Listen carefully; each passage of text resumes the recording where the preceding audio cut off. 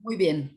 Entonces, básicamente en esta clase, que es nuestra segunda clase de Torah en femenino, vamos a intentar entender un poco más a fondo el arquetipo femenino de la creación primaria. Quiere decir, la narrativa nos lleva a ver la historia de Java, la historia de la primera mujer, pero existe todo un concepto que muchas veces no lo estudiamos por superstición o no lo estudiamos por otro motivo, en el que sí me escuchan, ¿verdad? Sí, Ok, yo te escucho. está bien, perdón. Este arquetipo del que quiero hablar es como la otra cara de Eva, es la otra cara de la que no nos cuentan y no porque no nos cuentan, no está ahí. Quiere decir, en la literatura hebrea hay varias menciones de este personaje malentendido y por lo tanto me gustó encarar un poco este tema con una visión madura y filosófica y dejarnos de supersticiones y de cosas extrañas. Por lo tanto, bienvenidos a esta segunda clase que vamos a hablar de otro arquetipo femenino importante llamado Lilith. Hay mucha gente que ni siquiera menciona el nombre y le llaman la innombrable porque, bueno, tiene toda una connotación de ser como un estilo de demonio. Y a mí me pareció muy importante, mucha gente me lo ha preguntado y tuve la oportunidad de oír muchas clases y quedé muy insatisfecha realmente. Quedé muy insatisfecha porque no es tratado con un análisis, es tratado como de una manera mística, misteriosa, rara, morbosa, pero no encontré nada que fuese un análisis y por lo tanto yo me volqué a hacer un análisis de esta figura. Así que bienvenidos a esta segunda clase. En términos muy generales, Lilith aparece en la literatura universal, no exclusivamente en la literatura hebrea.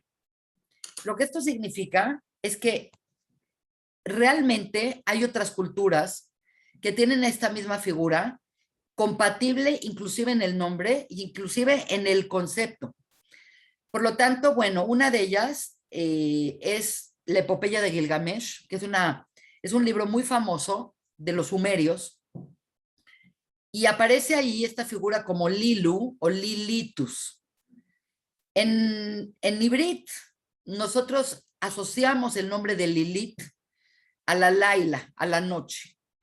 Y esto obviamente sugiere que Lilith habla de una componente femenino que tiene que ver con el lado oscuro de la creación. Y obviamente, así como hay un lado luminoso, hay un lado oscuro. No es algo novedoso hablar de esto y no es algo prohibido hablar de esto. Vivimos en un mundo completamente volcado a la dualidad y por lo tanto es cierto que es mejor asociarse a la luz, pero también hay que entender el mal y la parte oscura. En la literatura hebrea, que ahorita vamos a ir haciendo un análisis importante, aparece con otros nombres el mismo tipo de figura, una figura femenina, que vamos a hablar mucho de ella, pero también aparece con el nombre de Agrat, de Mahalat, y particularmente se asocia al nombre de Nahamá. Y este nombre sí es importante porque este nombre de Naamá sí aparece en la Torá y como a continuación voy a explicar, vamos a ver las fuentes de donde surge este personaje mítico y misterioso y tan mal entendido. La primera cosa es que en la Torá, lo que es el Pentateuco, lo que es el Humash, no aparece ninguna vez. No hay ninguna mención de este personaje en los 5 libros de Moshe. Mas sí lo hay en forma alusiva.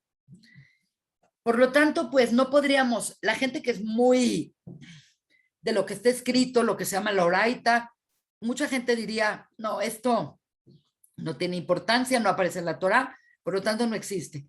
Pero hay muchas cosas que no aparecen en la Torá y en cambio son abordadas en textos posteriores.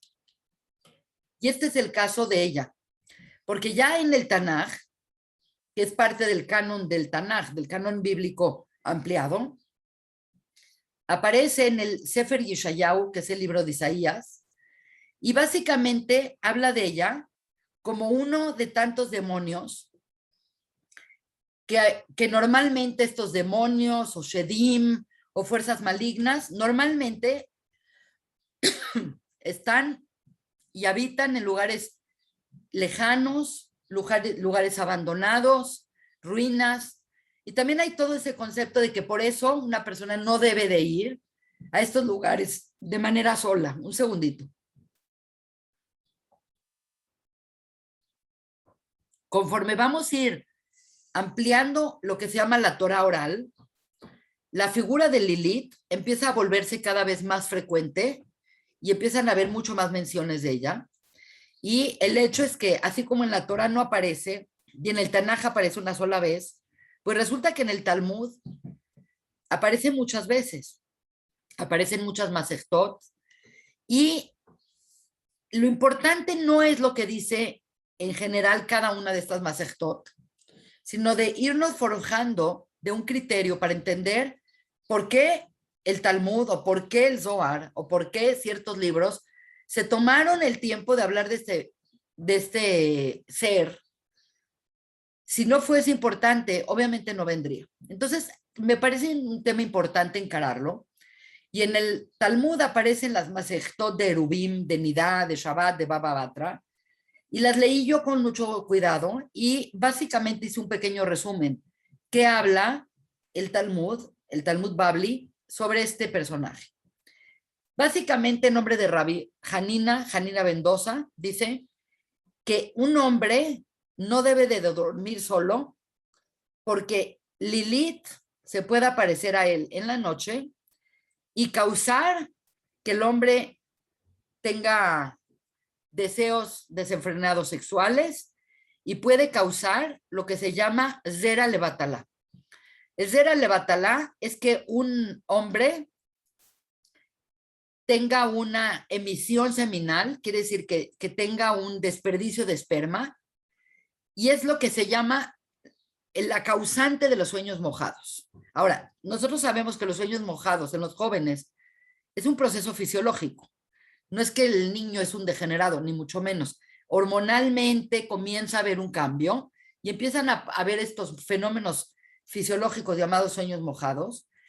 Pero la cuestión es que en el judaísmo se ve como algo normal, pero se sabe que conforme el niño o el joven comienza a madurar, debe de tener mucho más control de sus pensamientos para no incurrir en esta falla llamada Zera Levatalá.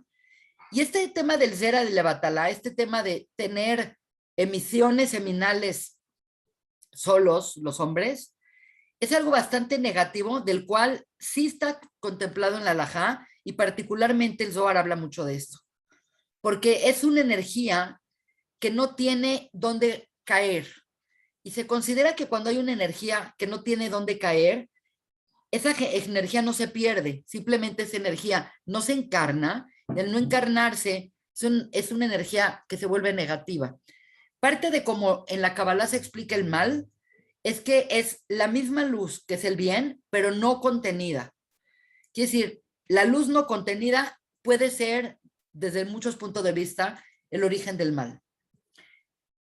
Por lo tanto, en otras fuentes talmúdicas hablan de que es una presencia femenina muy erótica, muy atractiva, con pelo largo y con alas, lo cual suena como cosas muy raras porque ni siquiera en el concepto de los demonios y de los ángeles, en el judaísmo, ni los demonios ni los ángeles son alados, ni son seres que tienen apariencia, porque tanto los demonios como los ángeles, que también son ángeles, son completamente cosas que no tienen nada que ver con formas. Son básicamente deseos de Dios o mandatos de Dios. Por lo tanto, está muy raro que a este ser se le dé una forma tan rara. Pero bueno, si ustedes se meten a internet y ponen la palabra Lilith, van a encontrarse desde cosas pornográficas hasta mujeres guapísimas, atractivas, que están rodeadas de cosas malignas. Es este concepto en general el que tiene el mundo en general, universalmente, este tipo de mujer. Ahora, en otro tipo de fuentes, se le menciona a Lilith como un ser dañino contra la maternidad. Y vamos a posteriormente tratar de entender de dónde viene esto. Y obviamente en otra fuente talmúdica inclusive se le considera una figura masculina que se asocia a la serpiente del Gan Eden. Lo que sí sabemos es que siempre está asociada a cosas malas. Siempre hay una asociación de Lilith a cosas malas, ya sea daño a la maternidad, ya sea que usa a los hombres, ya sea que está asociada con el Yetzer Hará. Entonces, lo que es muy interesante de esta clase es que vamos a ver que conforme la literatura se empieza a volver más alejada de la Torá, cada vez hay más menciones de ella. Y el hecho es que en las cuevas de Qumran, en los rollos del Mar Muerto, aparece el concepto de crear amuletos contra Lilith. Porque Lilith, como tiene efectos contra la maternidad, contra los infantes, etcétera. Entonces es muy interesante que se encontró que desde antaño ya existe todo un concepto de cuidado con este ser.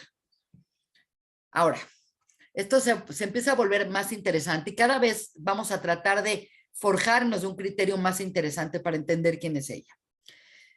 Hay un libro que es un libro apócrifo. Apócrifo quiere decir que no está contemplado dentro del canon bíblico, sino que es un libro que no se estudia en las yeshivot. Es un libro raro, extraño, que está por ahí. Se llama El alfabeto de Ben Sira. Y este es un manuscrito de la época de los Geonim, que es más o menos la Edad Media. Nadie sabe quién lo escribió, aunque se llama El alfabeto de Ben Sira, y tú pensarías que lo escribió un Ben Sira, no se sabe bien quién era el autor. Y aquí cuentan una historia mucho más completa de quién es esta figura de Lilith.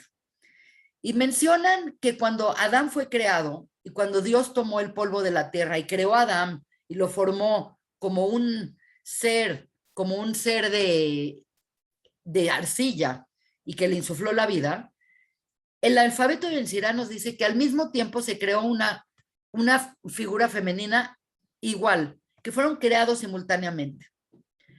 Que suena lógico, porque bueno, ¿por qué creó al hombre y no creó a la mujer? Aunque la Torah no dice eso. Y aparentemente esta mujer creada para Adán no se quería someter a Adán. ¿Y en qué sentido no se quería someter? Claramente el manuscrito dice que no quería tener relaciones sexuales estando Adán arriba y ella abajo, lo que se llama la posición del misionero. Esto significa que él no se quería ella someter a Adán. Ella no estaba de acuerdo de someterse a Adán y por lo tanto cuando Adán la trató de someter, ella se escapó de Adán. Y dice que se escapó, que dijo el nombre de Dios, que salió volando, que se fue al Mar Rojo. Hay toda una teoría.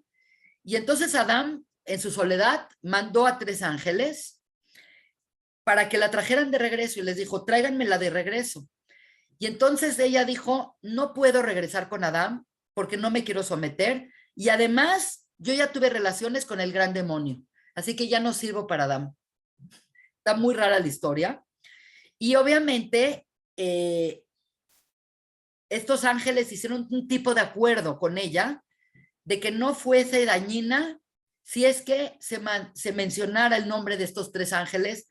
Por lo tanto, esto hizo posible algo muy raro que yo no sabía que existía y me lo rectificaron gente, que se hicieron amuletos. Lo escribí mal, puse amulero, pero es amuletos contra Lilith, en particular en un libro, que es un libro rarísimo, que se llama Sefer Raziel, Raziel HaMalach. Ese libro de Raziel HaMalach es un libro que apareció por primera vez en Holanda en 1700, pero que realmente se le atribuye hasta la época de Adán. Y entonces lo que hay en ese libro es pura información incomprensible, pero dentro de ese libro existe este amuleto, y este amuleto lo siguen vendiendo en Sfat y en Israel y en lugares de gente muy supersticiosa. El uso de amuletos es un tema muy controversial en el judaísmo. Hubo una gran pelea entre dos rabinos europeos, uno a favor de los amuletos y uno totalmente en contra de los amuletos. Fue la máxima disputa que se recuerda en Europa entre rabanim de primera categoría. Uno era Rav Yaakov Emden y el otro era el rabino Jonathan Eybeschutz. Y ellos tuvieron una riña entre ellos fuertísima porque uno decía que sí se pueden usar amuletos y otro que no se pueden usar amuletos. Entonces, hasta el día de hoy hay gente que no cree en amuletos, no cree en segulot, no creen estas cosas, no menciona nada de esto, particularmente los que se llaman los judíos lituanos, son muy racionalistas y no les gusta nada de supersticiones. Pero en cambio hay mucha gente que sí piensa en esto. El punto es que este amuleto existe y aparentemente estas tres figuras extrañas que se ven acá como una bolita, un ovalito y un rectangulito, contienen el nombre de los tres ángeles que fueron a ver a Lilith, que es Samach, Nun, Vav, Yud, que se escribe algo así. El segundo se escribe algo así y el tercero se escribe algo así. Mientras yo estaba dando esta clase en un lugar, una de las personas que estaba ahí me dice, yo tengo un amuleto así. Y me quedé sacada de onda de pensar que hoy en día la gente todavía le da como importancia a estas cosas. Pero bueno, el punto es que se la tomaron tan en serio que hay todo tipo de cosas para ahuyentarla y para que ella no afecte y para que no se aparezca. Ahora, en el Talmud aparece varias veces, decenas de veces, como 10 veces mínimamente, pero en el Zohar aparece muchísimo. Esta mujer o esta entidad o esta demonisa aparece en más de 30 fuentes diferentes en el Talmud. Yo agarré, no el Talmud, el Zohar. Yo agarré el Zohar y tengo un índice al final y busqué la palabra y encontré tantas fuentes, unas directamente hablan de ella y otras en forma alusiva. Entonces me pareció muy interesante tratar de entender en qué contexto aparecen las otras fuentes y en qué contexto aparece en las fuentes de la Kabbalah. Y por lo tanto, pues, encontré más de 30 menciones de ella en el Zohar. Y básicamente el Zohar dice algo que a mí me hace mucho sentido, que es el concepto de, el Zohar menciona que ella es la pareja de un ángel llamado Samael. Entonces, es bien interesante este concepto porque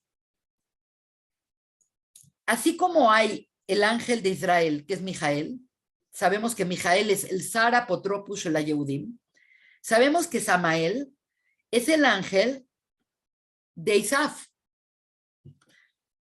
Y entonces sabemos que en este mundo, nosotros definitivamente estamos en un mundo de tremenda dualidad. No es imaginativo, es más, lo que nosotros vemos es gracias a esa dualidad. Nuestro ojo, nuestros sentidos están dados en función a los contrastes.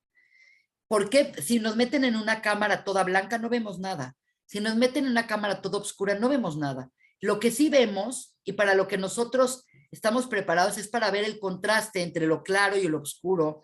Y por lo tanto, toda nuestra existencia está anclada fuertemente en el mundo de la dualidad. Y es este mundo de la dualidad en donde existe el bien y el mal, y existe lo puro y lo impuro, y existe la luz y la oscuridad, y existe la bondad y la maldad. Y es una realidad que vivimos en un mundo así. Por lo tanto, no es nada raro que se nos presente en los relatos desde la Torá que existen un Sitra, un lado llamado Sitra Kadisha. Sitra Kadisha significa, Sitra es como el lado Kadosh, que significa el lado luminoso, que viene siendo como una prolongación de la voluntad divina, pero Dios tuvo que crear al mal y tuvo que crear lo opuesto a eso para que nosotros podamos tener libre albedrío. Si nosotros vivimos en un mundo que todo es luminoso, Entonces, ¿dónde está nuestro libre albedrío? El libre albedrío se manifiesta cuando realmente tenemos opciones tan reales de un lado como del otro lado. Entonces, así como fue creado el Sitra Kadisha, el lado luminoso, el Zohar habla constantemente de la creación de un lugar llamado el Sitra de Ahra. Ahra viene de Ajar, de atrás, el lugar de atrás. Así como hay un lugar enfrente, hay un lugar atrás, un lugar oscuro. Y todo lo que hay en el lado oscuro es la contraparte de lo que hay en el lado luminoso. Y esto es algo muy importante que tenemos que entender de cómo funciona este mundo. No podemos decir, no, el mal no existe, todo es una suposición. Claro que existe. Y existe y en nuestra dimensión afecta. Y vemos diariamente cómo el mal se manifiesta en nuestras vidas, desgraciadamente, así como el bien. Así que, según el Zohar, Lilith y Samael son una pareja y básicamente son la contraparte de Mijael y en cierta manera la contraparte de lo Kadosh es la presencia divina en este mundo femenina. Nosotros la llamamos la Shejina, que es como el lado luminoso, el Sitra Kadisha. Y por otro lado tenemos el lado malo del Sitra Drahra, que es Lilith. Es como la contraparte, es igual, pero en el otro lado.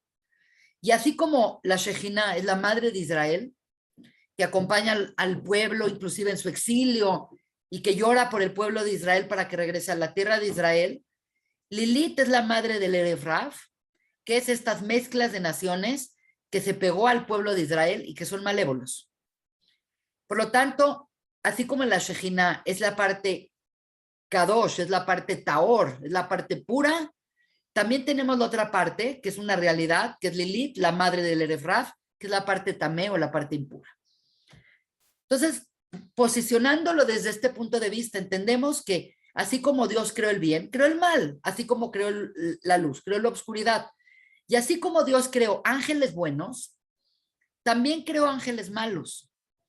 Y para que entendamos esto es que no es que tienen libre albedrío y que se volvieron malos. Dios creó esas fuerzas, por ejemplo, el Malahamavet, el ángel de la muerte, pues Dios lo creó. No es que se le escapó a Dios un ángel ahí rebelde, no hay rebeldía en los ángeles. Aparentemente el ángel es un deseo de Dios que ejecuta una misión que Dios le encargó. Entonces es un poco entender que existe un lado negativo. Entonces hay muchas otras fuentes y el Tikunei Zohar, que es un libro que no es el Zohar, es un libro que acompaña al Zohar en su lectura, dice dos posibles escenarios para entender quién es Lilith. Y una dice, es la pareja de Samael, que es el ángel de la muerte, que es el Malahamavet, que es el ángel de Isaac.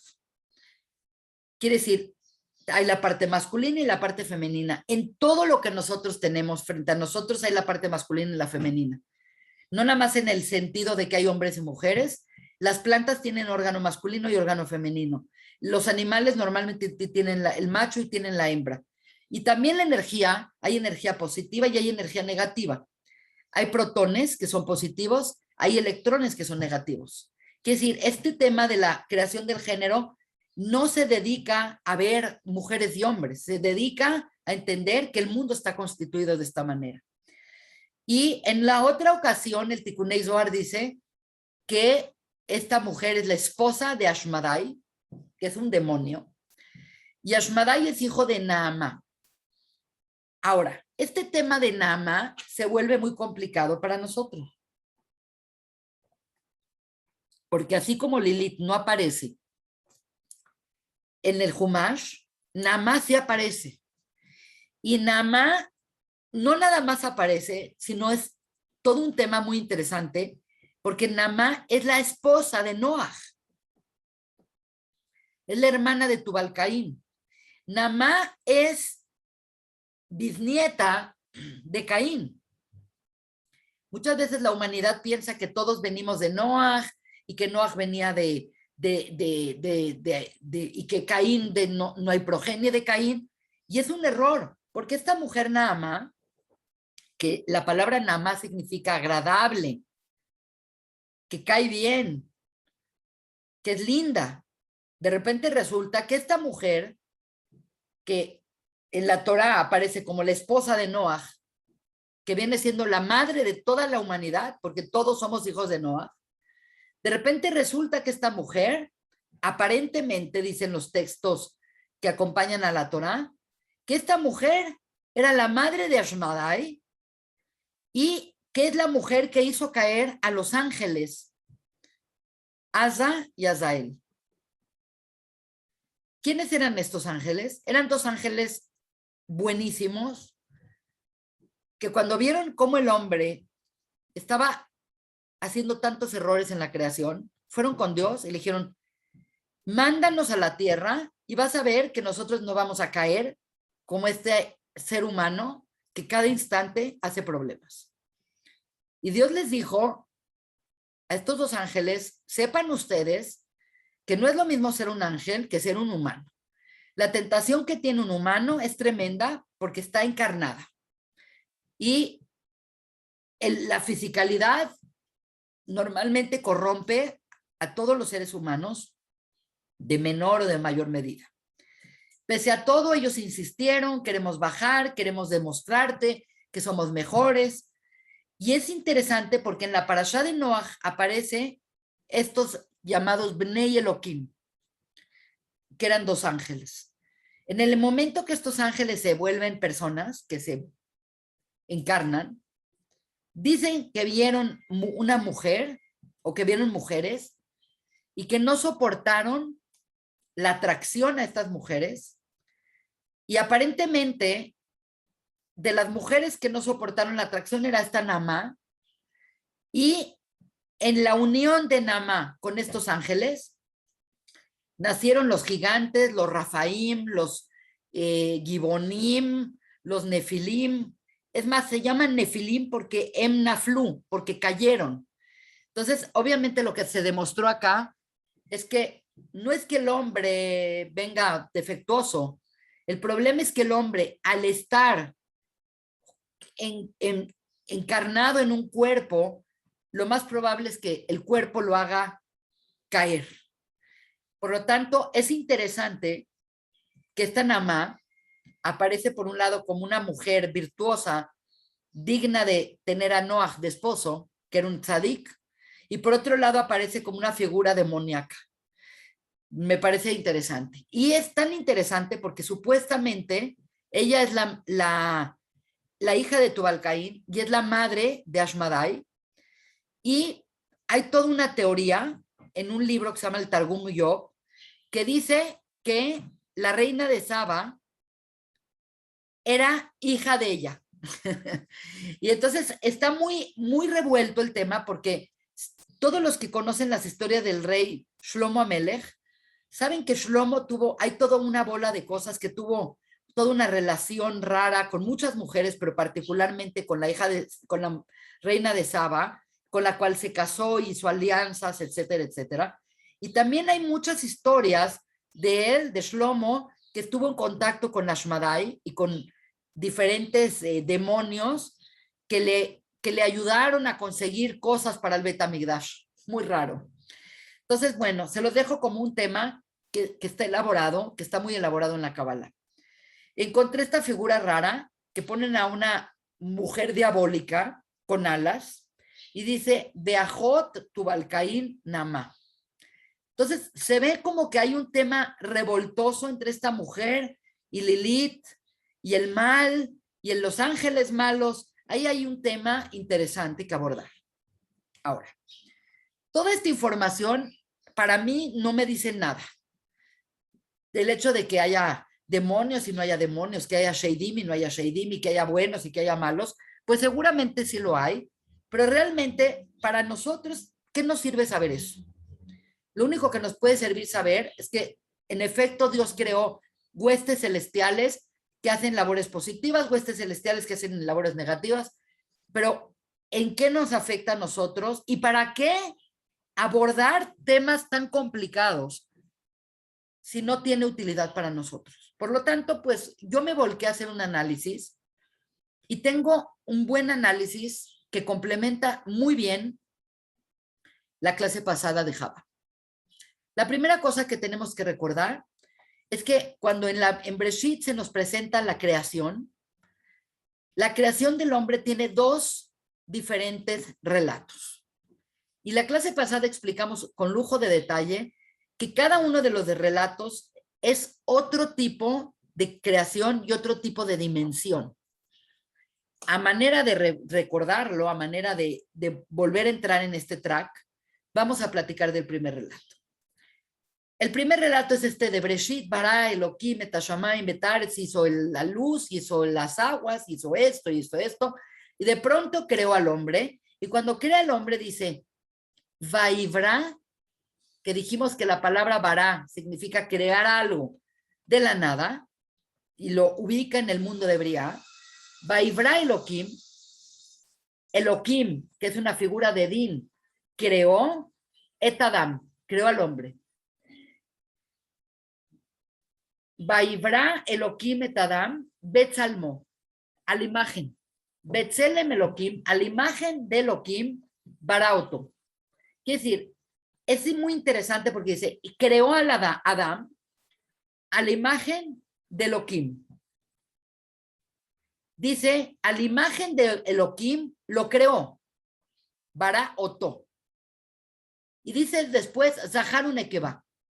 Quiere decir, en este texto, como lo entienden muchos Jajamim, es que en esta primera creación, o primer relato de la creación, Dios en forma de Elohim, crea al hombre y crea una entidad llamada Adam, pero Adam no es el hombre, Adam es la humanidad, Zahar Unekeba, masculino y femenino. Y por lo tanto, esa primera creación en el mundo de Briá, que es una creación completamente de Machshavá, completamente intelectual, no es la creación física de Adam, es totalmente el concepto de Adam. Adam es masculino y femenino. Y por lo tanto se dice que era un ser que era masculino y femenino sin conciencia de que era la parte, por ejemplo, la parte femenina no tenía conciencia que estaba pegado a lo masculino y lo masculino no tenía conciencia de que contenía lo femenino. ¿Por qué no tenían conciencia? Porque había un desconocimiento y una falta de encuentro entre las partes. Pero aparentemente esta primera creación, como está puesta acá, era Zahar Unekeba, masculina y femenina. Y dijimos que masculino tiene una implicación y femenino tiene otra implicación, pero aquí no estamos hablando que creó un hombre y una mujer. Creó lo femenino y creó lo masculino en una sola unidad llamada Adam. Por otro lado, en el segundo relato, el relato es completamente distinto. Dios forma al hombre y dice, Vaitzer Hashem Elohim, ya no es nada más Elohim, sino es también Hashem Elohim, y no es Bará, sino es Yatzar. Dijimos que Bará significa crear, y dijimos que Yatzar significa formar. Cuando hablo de formar, me refiero a agarrar algo que ya existe y formarlo. En cambio, el otro es una creación como mágica. Y por lo tanto dice, Vaitzer Hashem Elohim et Adam, creó a Adam, Afar min Adama, del polvo de la tierra. Quiere decir, en esta segunda creación aparece algo físico. Por primera vez aparece el concepto de agarrar tierra y de ahí crear a un muñeco de arcilla llamado Adán. Y a ese muñeco que estaba tumbado ahí, le insufló, dice, le insufló la vida, dice, Baipaj Beapaf, significa le sopló Dios la Neshama y se convirtió en un Nefesh Haya, en un ser viviente. Obviamente es un texto completamente distinto el uno que el otro, ahorita lo vamos a contrastar. Una vez que creó este ser, el ser estaba ahí, a todo dar, creado, etcétera, etcétera. Al poco tiempo dice, Vayomer Hashem Elohim, y dijo Dios, Hashem Elohim, Lotov Eyot Adam Levado, no es bueno que el hombre esté solo, Hacelo es el que negó. Hagámosle una ayuda en su contra. Obviamente esto lo estoy mencionando porque vamos a tratar de entender bajo este texto quién es Lilith. Entonces, la primera creación dijimos que es Zahar o Nekeva. Es una creación imaginaria, una creación en pensamiento de un hombre que es femenino y masculino. En el segundo, Adán tiene algo de corporealidad porque está hecho de la tierra. Y entonces la Torá nos cuenta que lo que hizo es que creó a un hombre que era de tierra y de alma, quiere decir que tenía los dos componentes, y de repente dice, no es bueno que el hombre esté solo, y la pregunta es, ¿realmente no estaba solo? Estamos diciendo que el hombre ya tenía la parte femenina, pero no tenía conciencia de su parte femenina. Entonces, para que tuviera conciencia, es muy sencillo, sacaron a la mujer del hombre.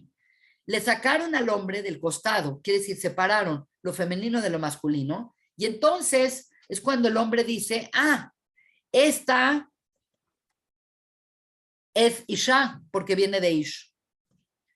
Y esto es muy importante entenderlo y reiterarlo, porque aparentemente no hay una contradicción entre la primera creación ni la segunda, simplemente que en la primera es un concepto y en la segunda ya es la realidad de cómo se separó el género.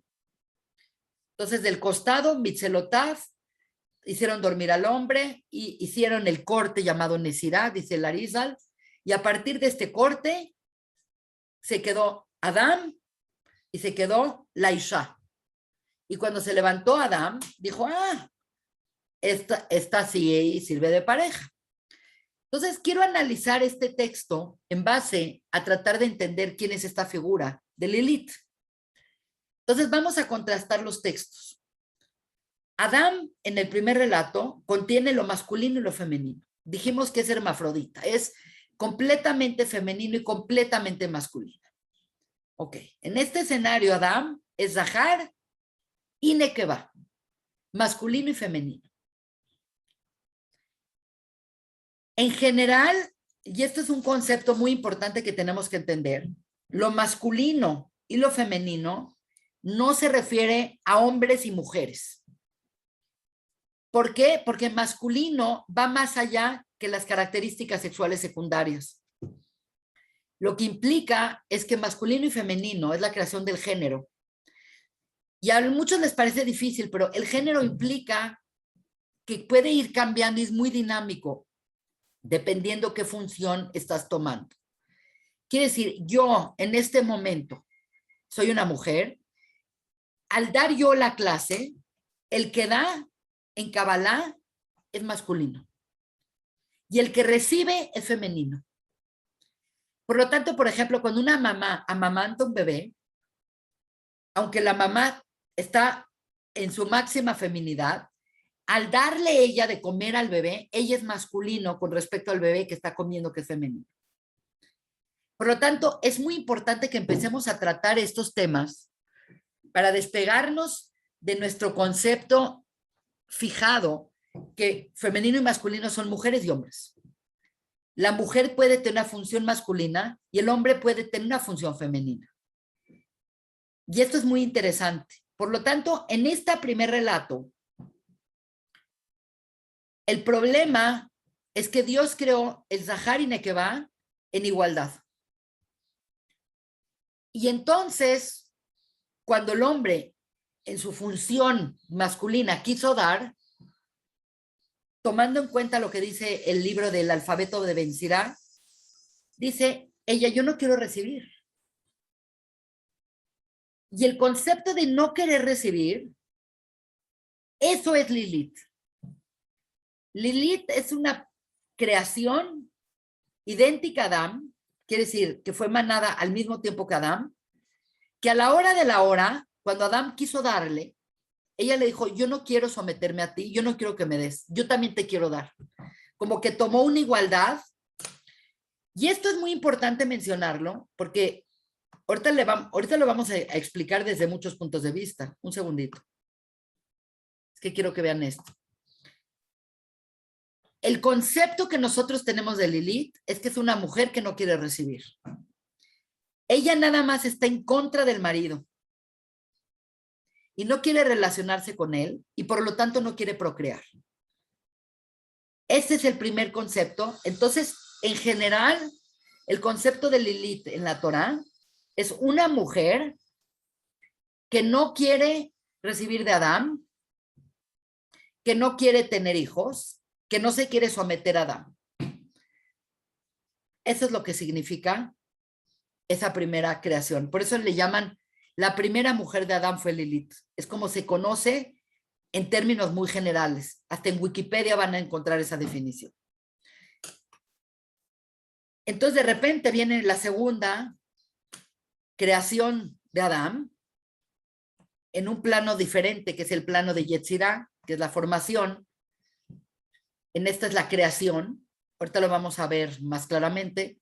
Y en este segundo relato, Adán es masculino y se queda como masculino. Y de repente le desprenden la parte femenina. Y esa parte femenina es lo que nosotros llamamos Isha, que eventualmente va a ser Eva. Ahora, lo más interesante de todo este relato y de todo lo que estoy dando ahorita es una reaya, una prueba de la Torá tremenda, que mucha gente no se ha dado cuenta. Yo cuando lo leí, no saben cómo me alegré de ver que tiene sentido lo que voy a decir. En este relato, en este segundo relato, cuando Adán se despierta y ya desprendieron de su costado a la mujer, dice, Apam Azot, la palabra Apam Azot dice, esta vez, ahora sí, esta vez. Si tú dices esta vez, quiere decir que hubo otra vez. Es como si te traen un desayuno y lo devuelves y te traen otro y dices, esta vez sí es lo que pedí. Quiere decir que hubo una experiencia previa. Y eso es muy interesante porque aparentemente esto que dice en la Torá, Zotapam dice, esta vez, esta sí es para mí. Esta es carne de mi carne, huesos de mis huesos. Esta va a ser para mí. Esta, porque la vio de frente, porque entendió quién era, vio que era atractiva para él, vio que tenía las partes genitales donde poderse acoplar. Y es muy interesante porque está reconociendo a Adán que la primera no servía y esta vez sí sirve. Y es muy interesante porque entonces esta nueva vez, esta nueva creación, es una creación femenina y dice Dios, lo tofe yot le Adam levado, no es bueno que el hombre esté solo. Y tú dices, es que no estaba solo. Claro que estaba solo. Porque en el instante que esta mujer no quería recibir, pues lo dejó solo. Tal cual como dice el alfabeto de Ben Sira, se peló, dijo, yo no quiero recibir, así que, ¡pum!, me voy. Yo no me quiero someter a ti, yo no quiero que tú estés encima de mí yo siempre, yo esté abajo viéndote y yo siempre reciba. Y por lo tanto, esa mujer se fue. Y de repente queda una segunda mujer que dice Dios, esta es una Ezer Kenegdó. El concepto de Ezer Kenegdó significa una que me ayuda y una que me contraría. En cambio, la otra era pura contra, no había ayuda. No era bueno, ahora sí, ahora no, era no. Y esta dice sí y no, como una relación normal. Las relaciones normales no es, me llevo perfecto con mi esposo, estamos de acuerdo en todo y todo lo apoyo. Claro que no, nunca existe eso. Estamos de acuerdo en unas cosas y en esas cosas yo lo apoyo y hay cosas que no estoy de acuerdo. Y como no estoy de acuerdo, no lo apoyo. Y esa tiraje entre el ayuda y la contra es donde está la capacidad del ser humano de avanzar y de cambiar. Por eso cuando una persona vive sola, se hace de muchos, en hebreo, en yiddish se dice shtick. Shtick es como de puras cosas raras, como come y cómo se duerme y a la hora que hace esto y cómo está en la casa. Cuando una persona está completamente solo. Cuando una persona está acompañada de alguien, de una pareja, de los hijos, de una amiga, de la muchacha, tiene como un espejo que le aporta para mejorarse. Por lo tanto, la primera mujer relatada en la Torá, esa es Lilith. La segunda mujer, que sí quiere recibir, que sí sirve para procrear, significa que sirve para edificar el mundo.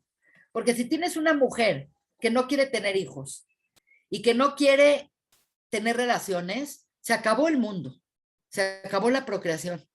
Por lo tanto, esta segunda creación, que es Java, que es Eva, que es la Isha, esta sí sirve para el plan de la creación. Ahora, ¿de dónde es tan importante este tema de las relaciones? ¿Por qué el judaísmo estamos todos obsesionados con que ya se case, que ya, ¿para cuándo te casas? Ya nació el niño y dice que lo veamos novio. Este concepto no es que estamos mal de la cabeza, es un concepto muy importante porque supuestamente en el mundo de Bria, y esto es algo que quería explicarles, en el mundo de Bria, un segundito.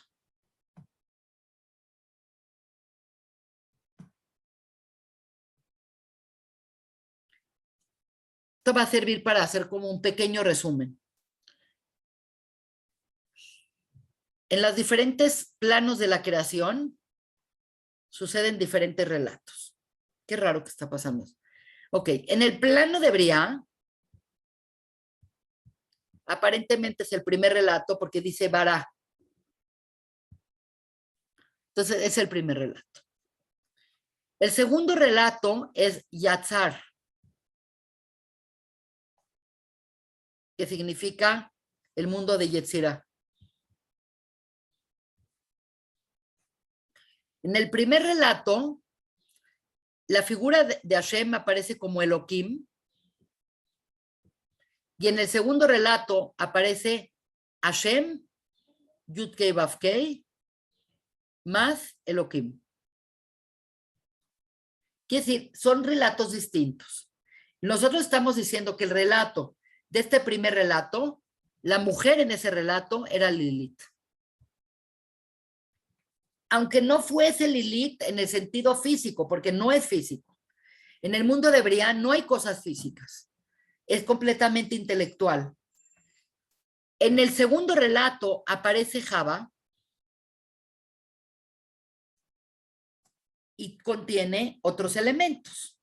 Ahora, según la Kabbalah, la Neshama es creada en el mundo de Bria, aquí.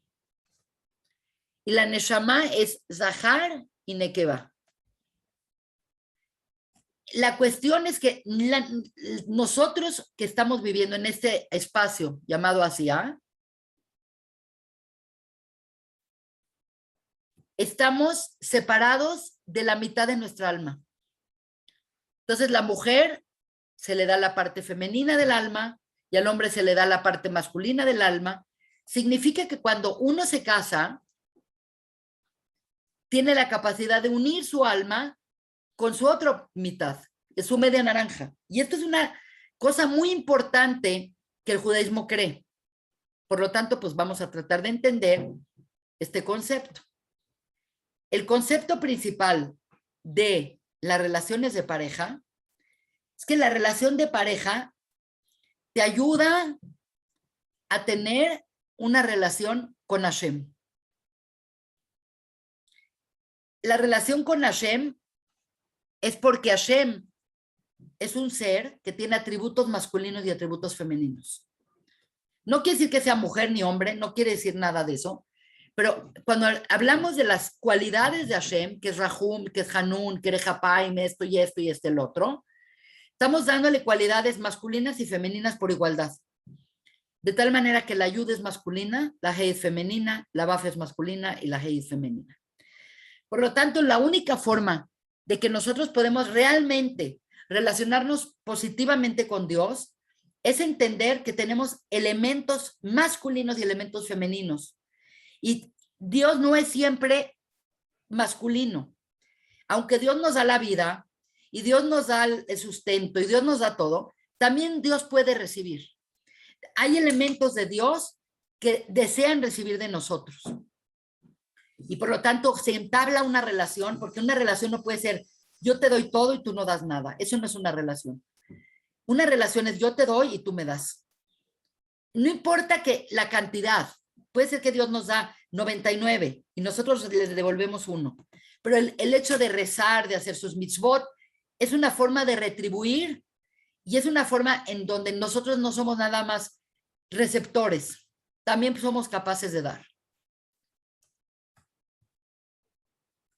Ok. Lo que esto significa es que Lilith, que se ve como un personaje podrido, negativo, demoníaco, por acá, por allá, no es tanto como lo pensamos. Simplemente era una mujer que no servía para la creación, en el sentido de que no quería recibir, y al ser femenina, la cualidad más importante de lo femenino es recibir.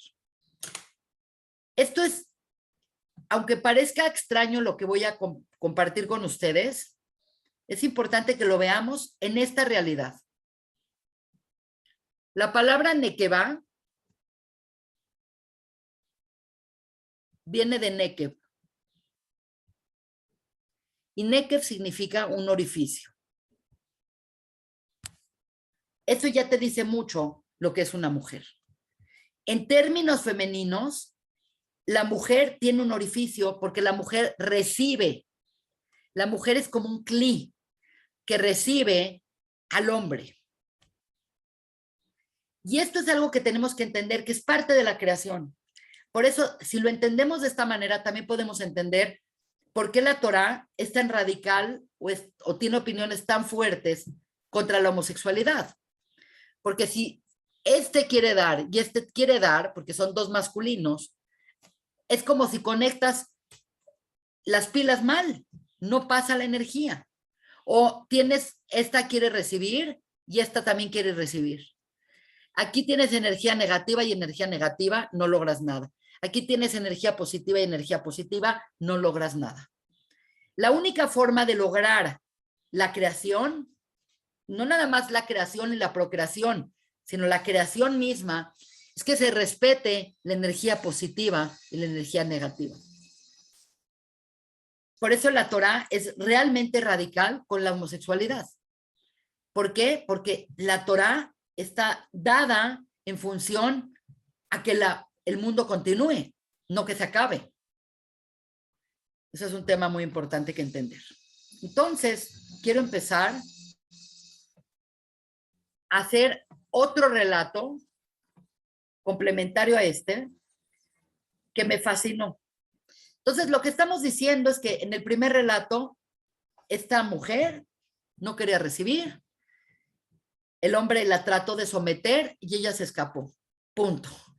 Entonces se quedó con un ser que también aparentemente es como ella, que también, o que quería recibir, pero no sé, no me queda claro cuál es la función de esa pareja extraña de Lilith con Samael.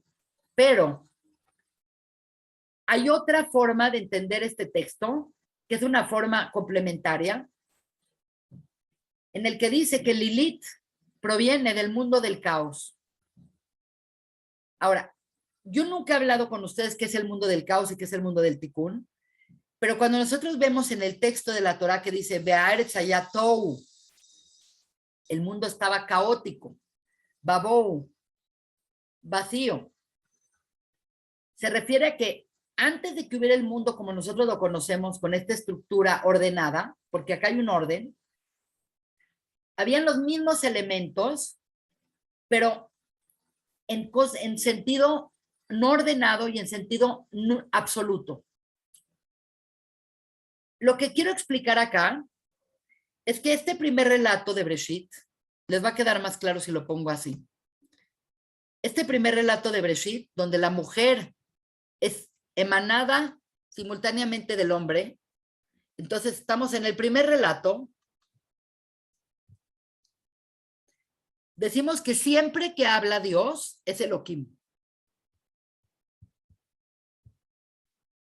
Hasta 32 veces en el primer pasuk dice Elohim. Siempre que habla de Dios es Elohim. Y nosotros sabemos, por muchos motivos que hemos estado estudiando en estas clases, que Elohim es la midá de Din. Din es ley. esto es así, es absoluto. Cuando ves una ley que dicen, así es la ley y no hay vuelta atrás. Entonces, es muy interesante porque este primer relato de Briá, del mundo de Briá, que decimos que es en pensamiento, significa que este primer relato, Dios puso valores absolutos en todo. La absoluta luz, la absoluta oscuridad, la absoluta feminidad, la absoluta masculinidad. Es interesante. Por lo tanto, lo que quiere decir este concepto es que esta Lilith o esta mujer creada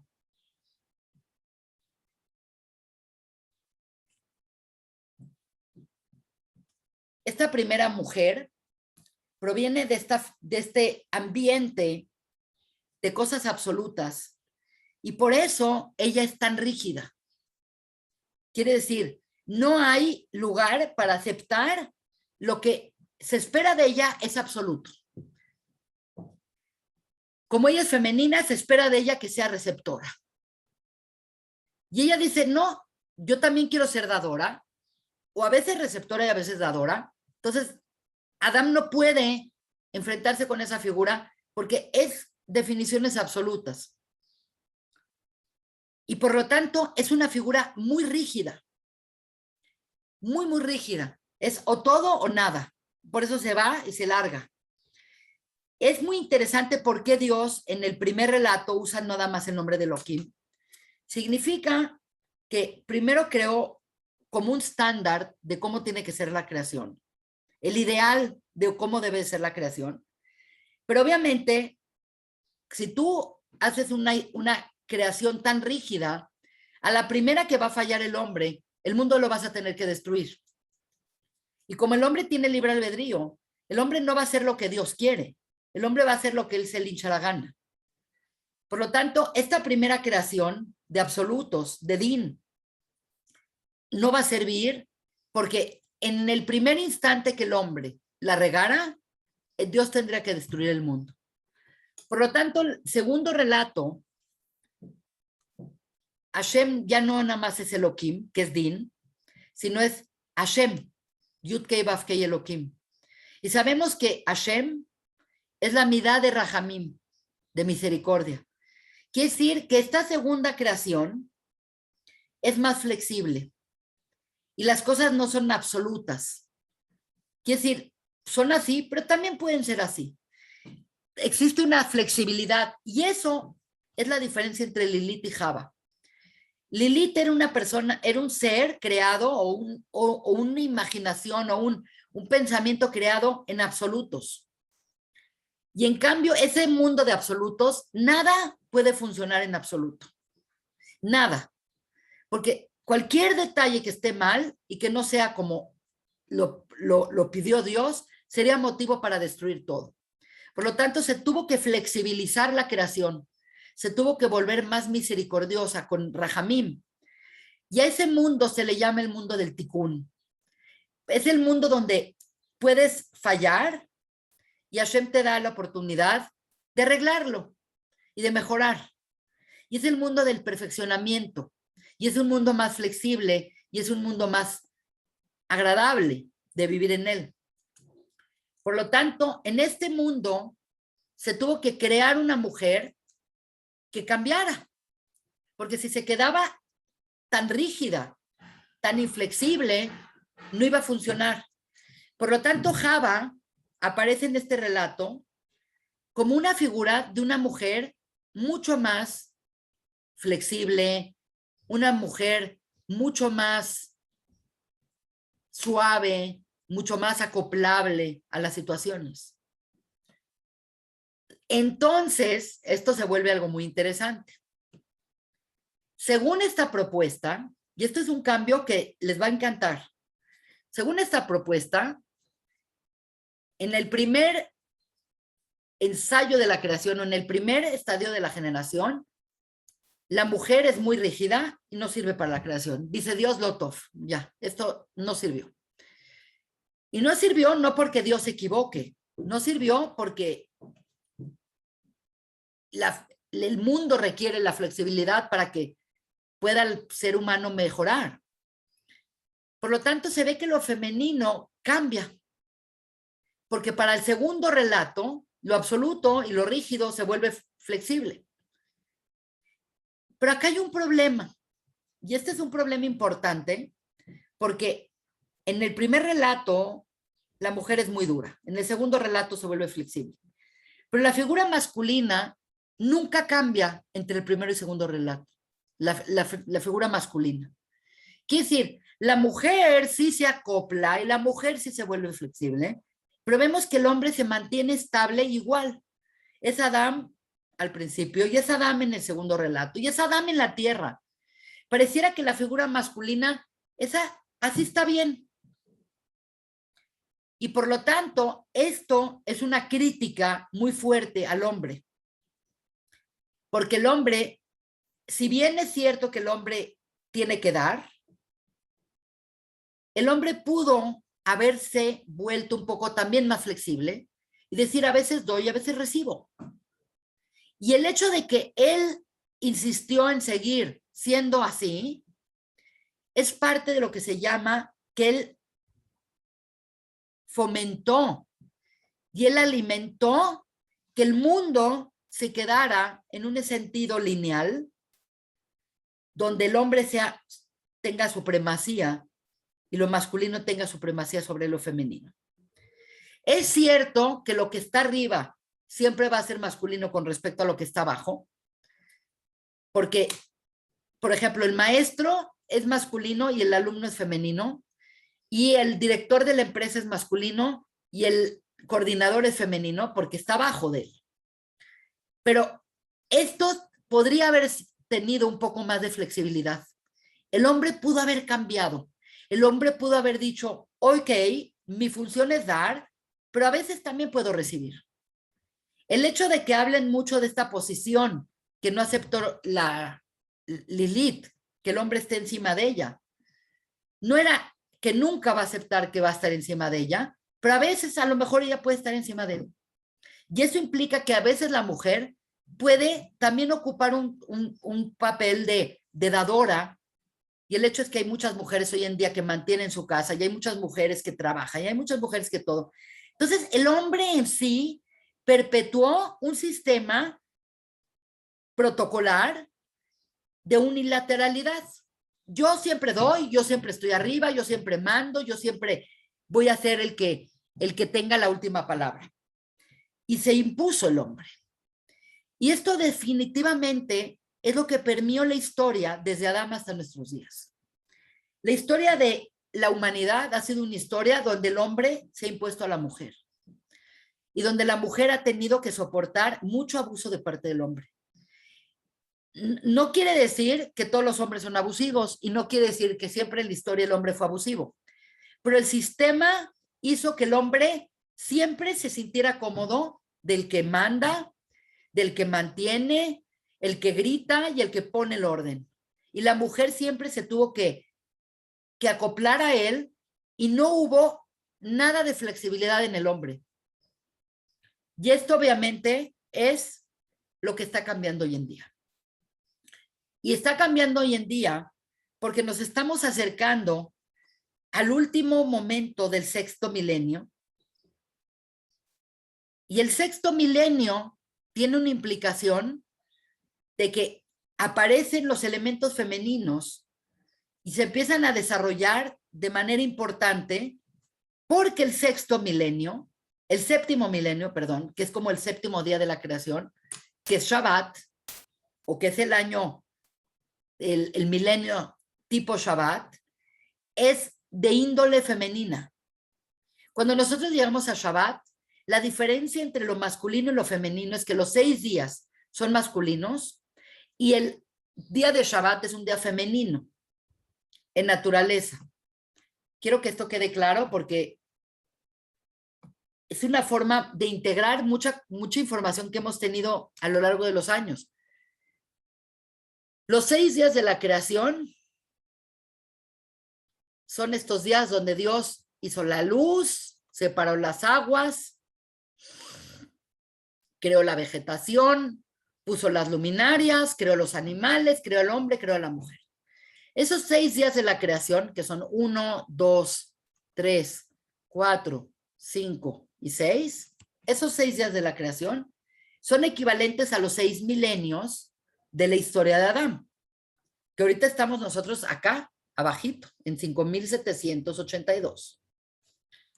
Estos 6 milenios son considerados masculinos porque son la letra Vav del nombre de Dios. Y son masculinos porque son transformativos. Son años de transformación, como días de transformación. 6 días trabajarás y el 7º día será un día Kadosh, en el que te abstendrás del trabajo, y lo que vas a hacer ese 7º día es disfrutar de tu trabajo e integrar tu semana. Por lo tanto, así como esto es masculino, el 7º día, que es Shabbat, es un día femenino. Por eso cuando llega Shabbat decimos Boí Kalá, Boí Malká, ven mi novia, ven. Tiene que ver con la feminidad, porque dejas de transformar, dejas de trabajar y te vuelcas a disfrutar, te vuelcas a integrar, te vuelcas a darle sentido a tu trabajo y a tu vida.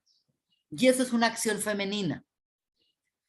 Por lo tanto, lo que estoy explicando es que la historia de la humanidad de 6,000 años, desde Adán hasta el final de los tiempos, que es 6,000 años, va a ser de naturaleza masculina, y desgraciadamente el hombre se quedó muy cómodo de ser masculino y de ser el que manda y de ser el que está arriba y de ser el que da. Y en cierta manera, y esto que estoy diciendo, lo más increíble de todo, es que lo dijo un rabino. Yo pensé que lo dijo una mujer feminista. Lo que esto significa es que el hombre pudo haber sido más flexible, y entonces la historia de la humanidad no hubiera sido una historia de tanto abuso hacia la mujer. Por lo tanto, nosotros vemos ahorita un mundo donde la mujer empieza a destacar, donde la mujer, dentro de su feminidad, también puede ganarse la vida, donde la mujer también se puede preparar, donde la mujer puede tener una participación activa con el desarrollo del mundo. Tenemos primeras ministras, tenemos doctoras, tenemos todo. No quiere decir que la mujer se está volviendo como el hombre, pero antes la mujer no tenía opción de hacer nada que no fuese quedarse en su casa. Ahora, no estoy diciendo que está mal quedarse en la casa, pero, por ejemplo, hay países hoy en día donde una mujer no puede manejar, donde una mujer no puede salir sola a la calle, donde una mujer no puede votar. Y esto estamos viviéndolo hoy en día. En tantos cientos países, la mujer no tiene derechos. La mujer no se puede destacar. La mujer no puede votar. La mujer no se puede desarrollar. La mujer no puede hablar frente a un hombre. Obviamente, nosotros lo vemos como, bueno, nosotros no estamos en esa condición, pero ¿cuántas miles o millones de mujeres están? Y obviamente, esto se debe a que el hombre decidió que era muy cómodo para él siempre tener este acomodo jerárquico de supremacía. Por lo tanto, no es raro que todo el movimiento feminista que empieza fuerte en los finales del siglo XIX con las sufragistas en Inglaterra y posteriormente comienza a desarrollarse en el mundo, tomó a Lilith como un símbolo del feminismo. Obviamente es un símbolo muy negativo porque ella está asociada a los abortos, a no tener hijos, a no querer recibir, lo cual es pésimo para la creación. Pero entendemos de dónde surge el descontento y de dónde surge esta figura como una figura valiosa para enarbolar un movimiento feminista. Obviamente yo no estoy a favor de ella y yo tampoco estoy a favor del feminismo reactivo. El feminismo reactivo es un feminismo que ahora trata de bocabajear al hombre, lo cual es pésimo. porque este mundo se complementa con los dos. Y también lo femenino en los hombres ha sufrido mucho. En el momento que a un hombre le dicen, tú no puedes llorar, y tú no puedes sentir, y tú no puedes esto, y tú no puedes al otro, crearon hombres con mucho dolor, con muy poca flexibilidad. El sistema se perpetuó.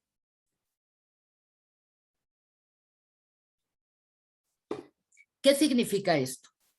Significa que ha habido una historia donde lo masculino somete a lo femenino, que es parte de la función masculina, pero pudo haber sido más flexible. Pudo el hombre ser mucho más, así como la mujer cambió y la mujer se flexibilizó, el hombre también pudo haber, sin perder su masculinidad, flexibilizarse un poco más. Y por lo tanto, en todos los sistemas, incluyendo el judaísmo, hay mucho abuso masculino sobre lo femenino.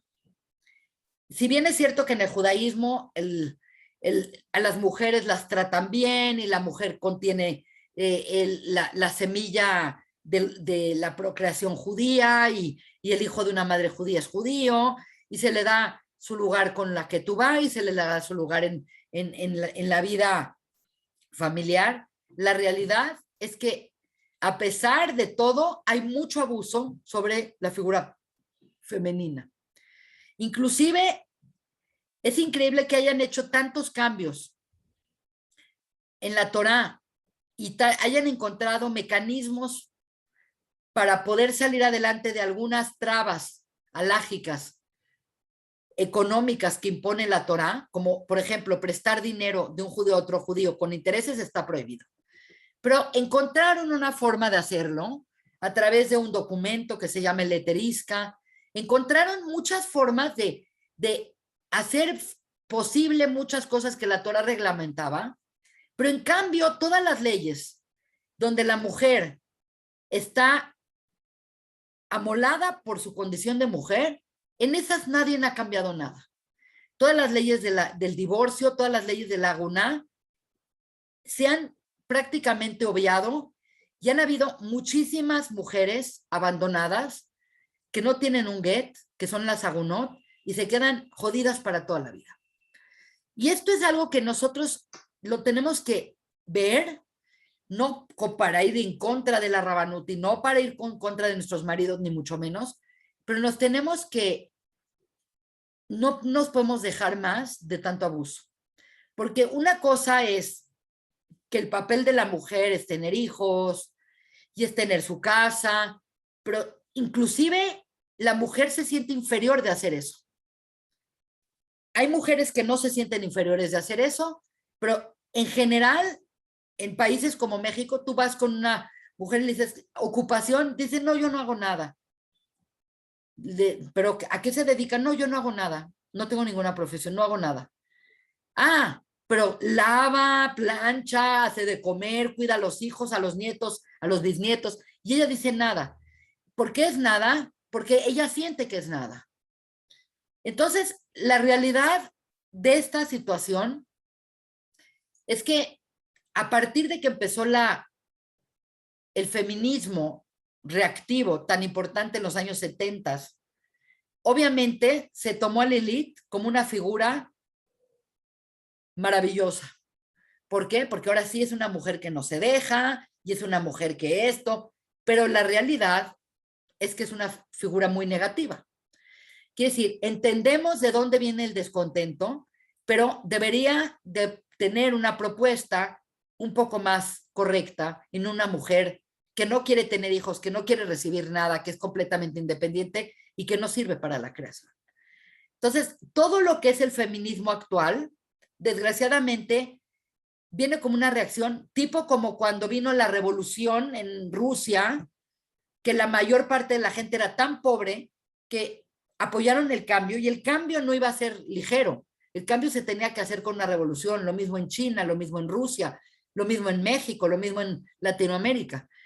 ¿Por qué? Porque los cambios no se pueden dar como uno quisiera, con facilidad y con entendimiento, sino que mucho de lo que ha orillado a las mujeres a tener una reacción tan enardecida de feminismo ha sido porque ha habido demasiado abuso. Por lo tanto, pues voy a compartir con ustedes que en los años 70 se hizo en Argentina, en Estados Unidos, en muchas partes del mundo, una revista muy interesante llamada Lilith. Como ven acá dice Lilith, Independent, Jewish and Frankly Feminist. De tal manera que hubo una reacción muy importante y esta reacción se tiene que moderar. ¿Por qué? La importancia de moderarse implica que según el Zohar y según los textos de la Kabbalah, dicen que la época mesiánica es una época en donde lo masculino y lo femenino se integran de manera armónica y no de manera de supremacía. Por lo tanto, estamos viviendo cambios. Estos cambios se tienen que matizar. La mujer tiene que encontrar su lugar dentro de su feminidad y el hombre tiene que desarrollar su parte femenina que está tan olvidada. Por lo tanto, pues a mí me pareció como un tema sumamente interesante. Muchísima gente ya me había pedido esta clase. La idea de esta clase, obviamente, es simplemente entender cómo está la energía masculina y femenina en la creación, cómo es tan difícil encontrar un balance, cómo en general en la vida es difícil encontrar un balance, pero cómo la solución a todos los problemas es encontrar ese balance. Por lo tanto, pues espero que les sirva como un tema, pues no sé de inspiración, pero un poco un tema de complemento al concepto de la creación de la mujer y de lo femenino en la creación. ¿Qué sirve, qué no sirve, por qué sirvió, cómo se acopló? Y esto a mí me parece que es un tema muy interesante. Más allá de lo que es el morbo o de lo que es lo interesante de este tema, que es un tema controversial, me pareció que era importante desmitificarlo y quitarle todo ese elemento de, ay, no se puede hablar de eso y no vayas a hablar de eso. Si la Torah, si el Tanaj lo menciona, el Talmud lo menciona, el Zohar lo menciona, tenemos que encontrarle una lectura. Y me parece que esta lectura nos puede ayudar mucho a entender los fenómenos que estamos viviendo en la diferencia de género actual. Así que bueno, muchas gracias. Estamos abiertos ahorita para preguntas, así que adelante, por favor.